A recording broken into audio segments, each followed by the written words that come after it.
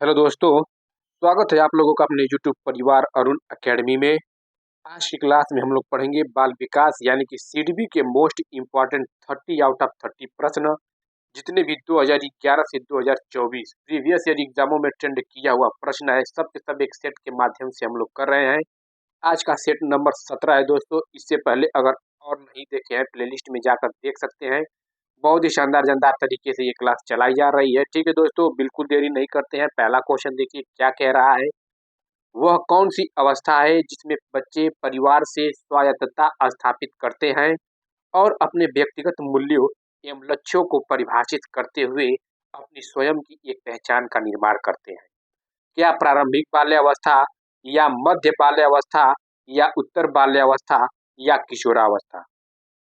तो option number 4 हम लोग लॉक कर देंगे, किशोरावस्था।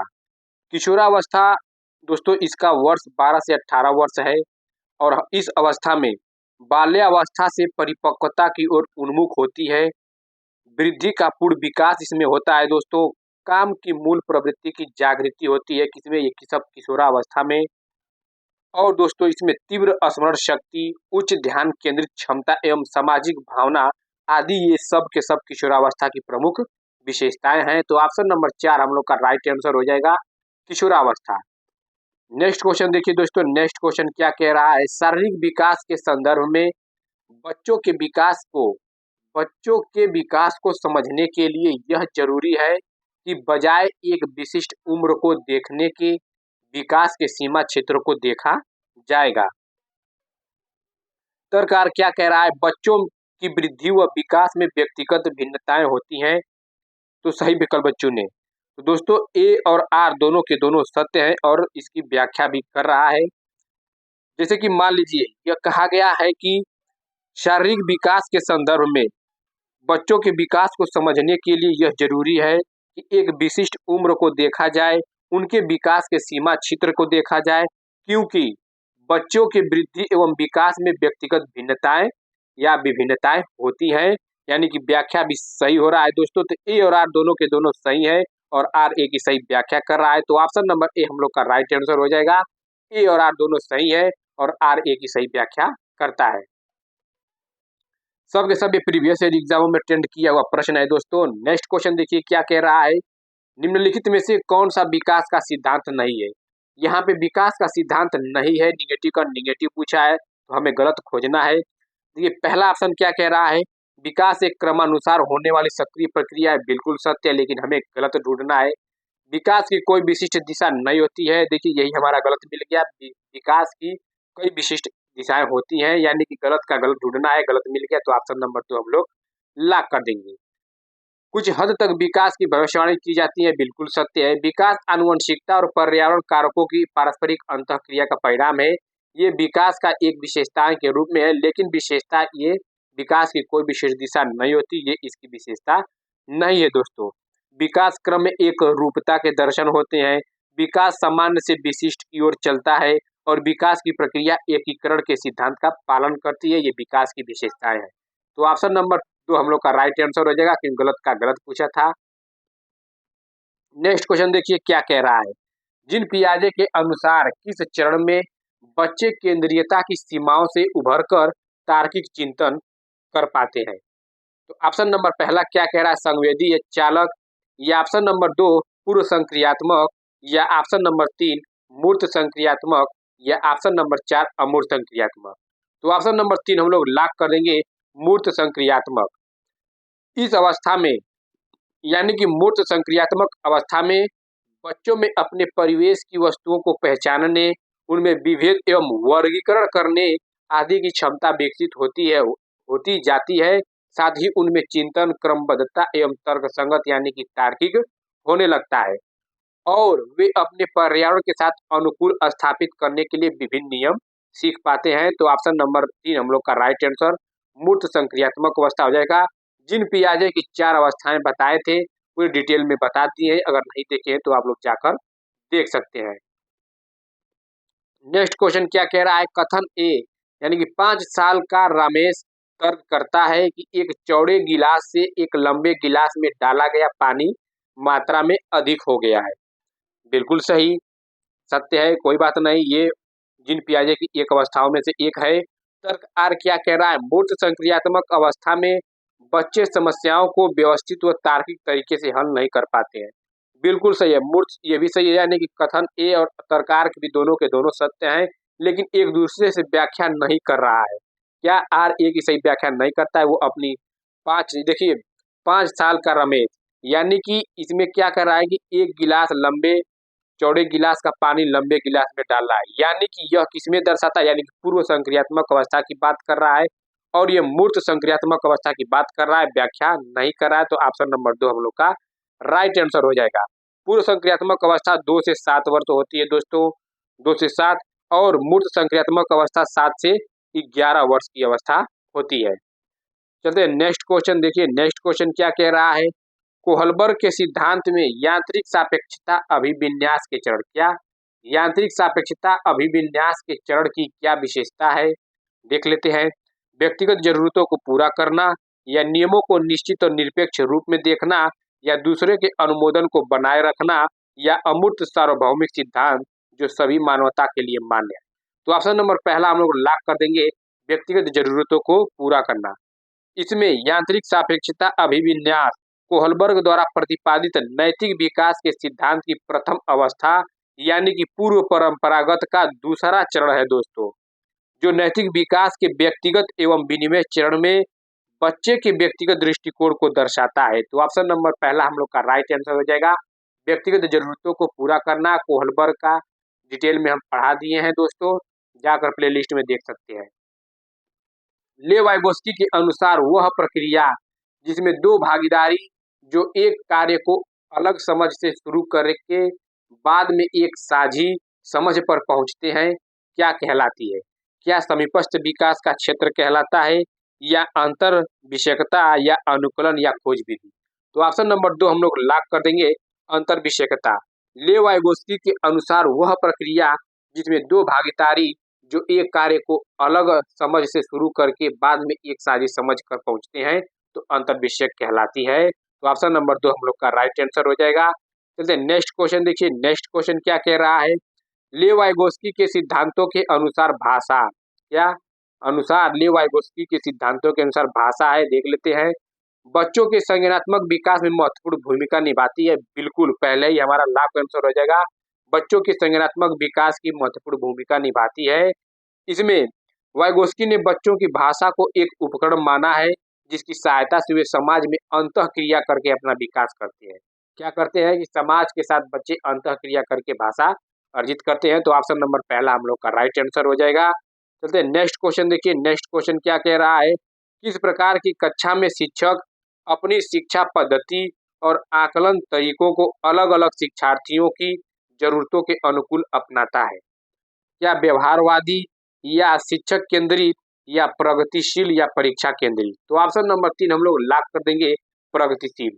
यानी कि प्रगतिशील शिक्षा होती क्या है दोस्तों, इस शिक्षा में यानी कि प्रगतिशील शिक्षा में बच्चों के समग्र विकास पर केंद्रित होती है, जो बालकों के व्यक्तिगत विभिन्नताओं जैसे कि मान लीजिए योग्यता, अभिक्षमता, वृद्धि एवं अभिरुचि आदि को ध्यान में रखकर सभी बालकों में समान रूप से आगे बढ़ने पर पर्याप्त अवसर उपलब्ध कराती है। तो ऑप्शन नंबर 3 हम लोग का राइट आंसर हो जाएगा, प्रगतिशील। नेक्स्ट क्वेश्चन देख लेते हैं दोस्तों, नेक्स्ट क्वेश्चन देखिए क्या कह रहा है, अभिकथन ए, क्या अभिकथन ए प्रतिभाशाली बच्चे की पहचान के लिए बुद्धि परीक्षण ही एकमात्र पैमाना नहीं है, बिल्कुल सत्य है। यानी कि एक सिर्फ और सिर्फ बुद्धि परीक्षण से प्रतिभाशाली बच्चे की पहचान हम लोग नहीं कर सकते हैं, अनेक प्रकार से कर सकते हैं। तो यानी कि कथन ए सत्य हो गया। तर्क आर क्या कह रहा है, हर प्रतिभाशाली बच्चा विभिन्न शक्तियों और व्यक्तियों और विशेषताओं को प्रस्तुत करता है, बिल्कुल सत्य, यानी कि व्याख्या भी कर रहा है। यानी कि ये कथन ए भी सत्य है और तर्क आर भी सत्य है, दोनों भाई दोनों को एक दूसरे को व्याख्या भी कर रहा है। तो ऑप्शन नंबर पहला हम लोग का राइट आंसर हो जाएगा, ए और आर दोनों सही है, आर ए की सही व्याख्या करता है, क्योंकि वो एकमात्र पैमाना नहीं है और इसमें कहा है कि विभिन्न शक्तियों, व्यक्तियों और विशेषताओं को प्रस्तुत कर सकता है विभिन्न तरीकों से, तो व्याख्या भी कर रहा है। तो हम लोग का पहला राइट आंसर हो जाएगा। नेक्स्ट क्वेश्चन देखिए क्या कह रहा है, छोटे बच्चे खेलते समय अक्सर खुद से बात करते हैं, ले वाइगोस्की के अनुसार क्या डैश का उदाहरण है तथा शिक्षकों को इसे डैश चाहिए। तो निजी वाक्य या हतोत्साहित, निजी वाक्य या बढ़ावा देना, आत्म केंद्रित भाषा या हतोत्साहित करना, या आत्म केंद्रित भाषा या बढ़ावा देना। तो ऑप्शन नंबर 2 हम लोग लॉक कर देंगे, निजी वाक्य यानी कि बढ़ावा देना। छोटे बच्चे खेलते समय अक्सर खुद से बात करते हैं। ले वाइगोस्की के अनुसार निजी वाक्य प्राइवेट स्पीच का उदाहरण है तथा शिक्षकों को इसे बढ़ावा देना चाहिए। बच्चे देखिए इसमें क्या होता है, बच्चे स्वयं बोलकर अपने कार्यों का मार्गदर्शन करने के लिए निजी वाक्य का उपयोग करते हैं। जैसे कि मान लीजिए आप अपने आप से खुद से बोलते हैं तो उसी को निजी वाक्य कहते हैं। तो निजी वाक्य की अवधारणा भाषण का वह प्रकार है जो बिना किसी माध्यम के स्वयं के लिए निर्देशित करता है। अपने आप बड़बड़ाते रहेंगे वही सब तो है दोस्तों। तो ऑप्शन नंबर 2 यहाँ पे राइट आंसर हो जाएगा। चलिए नेक्स्ट क्वेश्चन देखिए, गुलाबी रंग को लड़कियों व नीले रंग को लड़कों से जोड़कर देखना उदाहरण जेंडर समता या जेंडर समानता, जेंडर रूढ़िवादिता या जेंडर सशक्तता। तो ऑप्शन नंबर 2 राइट आंसर हो जाएगा, जेंडर समानता। रूढ़िवादिता लैंगिक यानी कि स्त्री पुरुष, ऊंच नीच, अपना पराया आदि में भेदभाव स्थापित करती है। तो ऑप्शन नंबर 2 राइट आंसर हो जाएगा इस क्वेश्चन का, जेंडर समानता। चलते हैं नेक्स्ट क्वेश्चन दोस्तों, देखिए नेक्स्ट क्वेश्चन क्या कह रहा है, शिक्षकों को अपनी कक्षा में ऐसा सांस्कृतिक वातावरण बनाना चाहिए जिसमें वह अपनी मान्यता के सभी बच्चों में सीखने की क्षमता है दर्शा पाए। बिल्कुल सत्य है दोस्तों, कथन ए हमारा सत्य हो जाएगा। आर क्या कह रहा है, कथन आर शिक्षकों की बच्चों की क्षमताओं के बारे में मान्यताएं व बच्चों की से उनकी अपेक्षाएं सीखने को बेहद प्रभावित करती हैं। बिल्कुल सत्य, कथन आर भी हमारा सत्य हो गया और दोनों की व्याख्या भी कर रहा है। तो ऑप्शन नंबर पहला हम लोग का राइट आंसर हो जाएगा। ए और आर दोनों सही है और आर ए की सही व्याख्या करता है।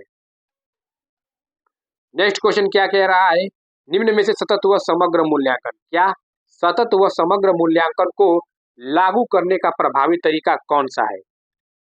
तो क्या विभिन्न तरीकों का प्रयोग करते हुए बच्चों को समय समय पर मूल्यांकन करना। बिल्कुल सत्य, पहला ही हमारा राइट आंसर हो जाएगा। मूल्यांकन इसमें क्या होता है दोस्तों, जैसे कि बच्चों में मूल्यांकन शैक्षिक क्रियाकलाप, खेलकूद, सांस्कृतिक, साहित्यिक, कार्यानुभव, सहयोग आदि, अनुशासन आदि क्षेत्रों को शामिल किया जाता है। तो ऑप्शन नंबर पहला हम लोग का राइट आंसर हो जाएगा, विभिन्न तरीकों का प्रयोग करते हुए बच्चों का समय समय पर मूल्यांकन करना। नेक्स्ट क्वेश्चन देखिए, नेक्स्ट क्वेश्चन क्या कह रहा है दोस्तों, निम्नलिखित में कौन सा प्रश्न महत्व प्रत्यास्मरण को नहीं बल्कि आलोचनात्मक सोच को बढ़ावा देता है। टेलीफोन का आविष्कार किस वर्ष में हुआ था, भारत में कितने राज्य हैं। देखिए ये आलोचनात्मक सोच को नहीं बढ़ा रहा है, भारत का प्रथम प्रधानमंत्री कौन है, सब एक ही उत्तर फैक्ट निकल कर आ रहा है। तो जेंडर रूढ़िवादिता को चुनौती देने के लिए क्या विभिन्न तरीके हो सकते हैं। तो ऑप्शन नंबर 4 हम लोग का राइट आंसर हो जाएगा, ये आलोचनात्मक सोच को बढ़ावा दे रहा है। आलोचनात्मक सोच एक ऐसी व्यक्ति बनने के लिए आवश्यक कौशल को स्वतंत्र रूप से स्वयं के विचारों, भावनाओं और तोड़ जोड़ करने वाले लोगों से प्रेरित होता है। तो ऑप्शन नंबर 4 हम लोग का राइट आंसर हो जाएगा। नेक्स्ट क्वेश्चन क्या कह रहा है, एक समावेशी कक्षा के संदर्भ में कौन सा कथन सही है। तो देख लेते हैं कौन सा कथन सही है। विद्यालय पाठ्यचर्या तथा अन्य गतिविधियों में लड़कियों व अन्य वंचित समूहों के बच्चों की सहभागिता को प्रतिबंधित रखा जाए, प्रतिबंधित रखेंगे, गलत हो जाएगा। समावेशी शिक्षा उसे कहते हैं दोस्तों जिसमें इस शिक्षा का मुख्य रूप से शिक्षा प्रणाली में सभी बच्चों में उनकी व्यक्तिगत भिन्नताओं और अक्षमताओं को नगण्य करके सभी को शामिल करने के संदर्भित करता है। मतलब सभी को समान रूप से आप लोग देख सकते हैं, किसी को कम या ज्यादा नहीं, तो वही है समावेशी शिक्षा। तो समावेशन से अन्य बच्चों की शिक्षा में बाधा व रुकावट आती है जिससे शिक्षा गुणवत्ता प्रभाव पड़ता है, गलत हो जाएगा। समावेशन के दौरान सभी बच्चों को उनकी पृष्ठभूमि व क्षमताओं में विभिन्नता होते हुए भी विद्यालय से संबंधित, बिल्कुल सत्य, ऑप्शन नंबर तीसरा ही हम लोग का राइट आंसर हो जाएगा। चलते हैं नेक्स्ट क्वेश्चन दोस्तों, नेक्स्ट क्वेश्चन देखिए क्या कह रहा है, एक शिक्षिका वंचित समूह से आने वाले बच्चों का सफलतापूर्वक समायोजन किस तरह कर सकती है। उनके लिए अलग संकाय, देखिए जहाँ अलग की बात करें, जहाँ सेग्रेशन की बात करें, जहाँ उच्च शिक्षा उच्च ग्रेड की बात करें, तुरंत वो ऑप्शन क्या हो जाएगा, गलत हो जाएगा। उनके लिए घर पर ट्यूशन लेना, घर पर ट्यूशन की बात भी गलत की गई है। संपूर्ण पैडागोजी आप लोग देख लीजिए, पूरी की पूरी पैडागोजी सॉल्व कर देंगे। उनके सामाजिक और सांस्कृतिक परिवेश की अपेक्षा करके, उनकी सामाजिक और सांस्कृतिक परिवेश की अपेक्षा करेंगे, गलत हो जाएगा। उनमें अपनेपन की भावना पैदा करके व उनमें आत्मविश्वास, बिल्कुल सत्य, ऑप्शन नंबर 4 ही हम लोग का राइट आंसर हो जाएगा। तो इसमें क्या होगा, जैसे कि मान लीजिए स्कूल परिसर में भेदभाव, पक्षपाती और रूढ़िवादी मुद्दों को लेकर स्कूल प्रणाली और कर्मचारी पर चिंतन करना चाहिए दोस्तों। और कक्षा में बच्चों को सहज महसूस कराने के लिए उनके भयपूर्ण ऊंच नीच भेदभाव का वातावरण तैयार करना चाहिए। तो ऑप्शन नंबर 4 हम लोग का राइट आंसर हो जाएगा। चलते हैं नेक्स्ट क्वेश्चन दोस्तों, देखिए नेक्स्ट क्वेश्चन क्या कह रहा है। निम्न में से कौन सा कक्षा कक्षीय प्रावधान एक विद्यार्थी जिसकी दृष्टि कम है के अनुसार उपयुक्त समायोजन है। तो देख लेते हैं, जिसकी दृष्टि कम है दोस्तों, तो उसके लिए कौन सा उपयुक्त होगा। प्रकाश के साथ आवर्धक लेंस का प्रावधान करना चाहिए, बिल्कुल सत्य है भाई। दृष्टि कम है तो उसके लिए प्रकाश के साथ आवर्धक लेंस प्रदान करना चाहिए। बी क्या कह रहा है, ब्लैक बोर्ड के कार्य को मौखिक व्याख्यान द्वारा प्रशिक्षित, बिल्कुल सत्य है। जब वो दृष्टि कम है, उसकी देखने की क्षमता कम है, तो भाई ब्लैक बोर्ड मुख्य से यानी कि अपने मुंह से व्याख्या के द्वारा प्रशिक्षित करे और बेहतर होगा। बहुत से यानी कि बी भी सत्य हो जाएगा। बहुत से दृश्य प्रस्तुतिकरण कर दिया, वो दृष्टि कम है तो आप दृश्य दिखाएंगे, गलत हो जाएगा। कम काम पूरा करने के अतिरिक्त समय दें, बिल्कुल सत्य, यानी कि ए बी डी हमारा सत्य हो जाएगा। तो ऑप्शन नंबर 4 हम लोग का राइट आंसर हो जाएगा। चलते हैं नेक्स्ट क्वेश्चन दोस्तों, देखिए नेक्स्ट क्वेश्चन क्या कह रहा है।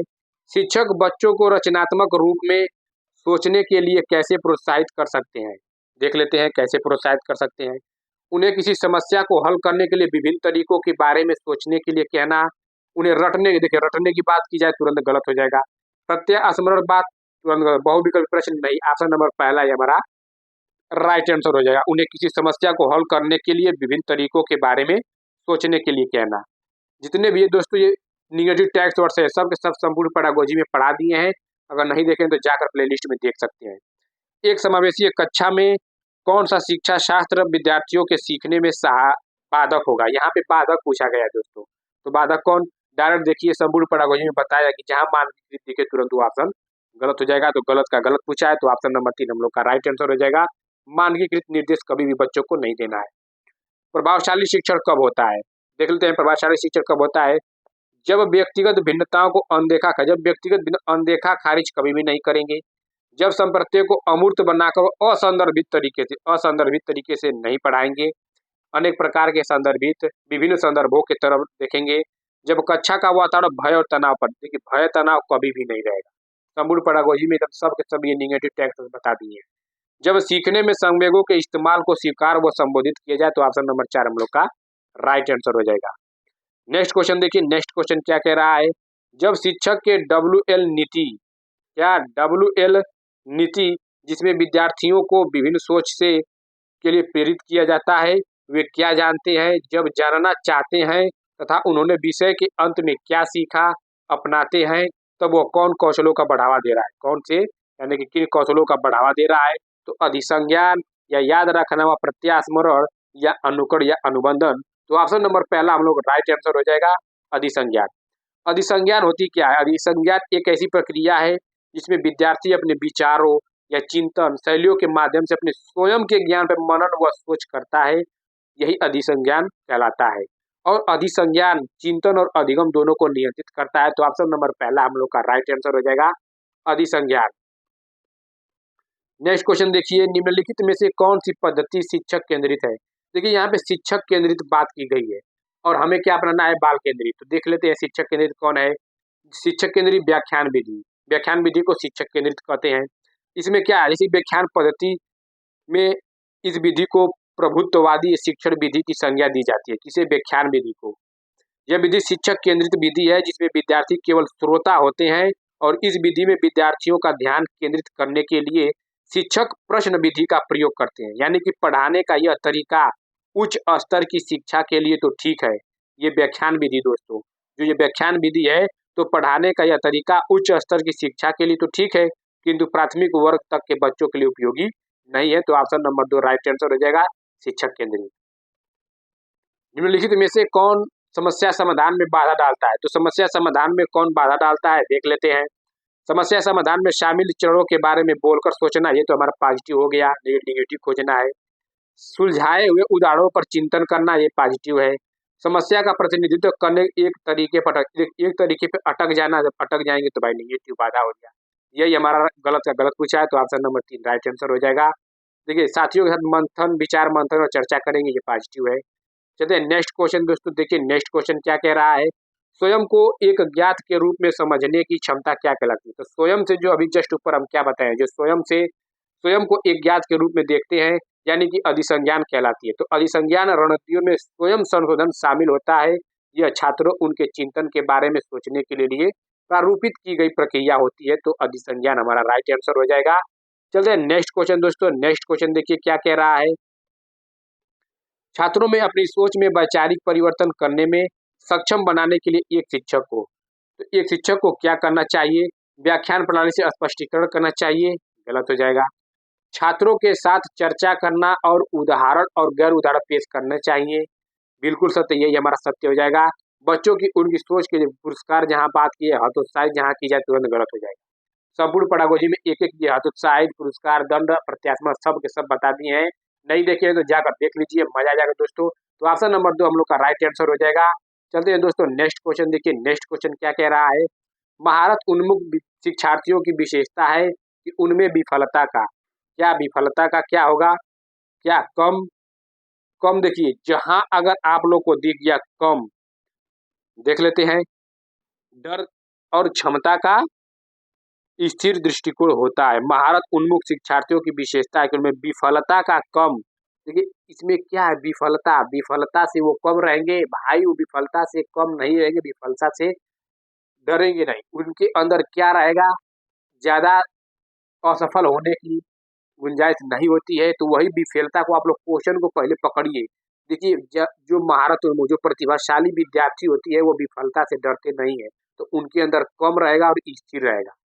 तो ऑप्शन नंबर 2 राइट आंसर हो जाएगा।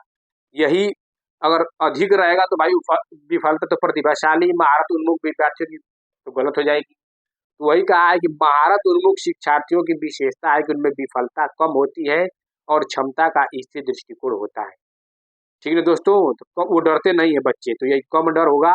चलते हैं नेक्स्ट क्वेश्चन।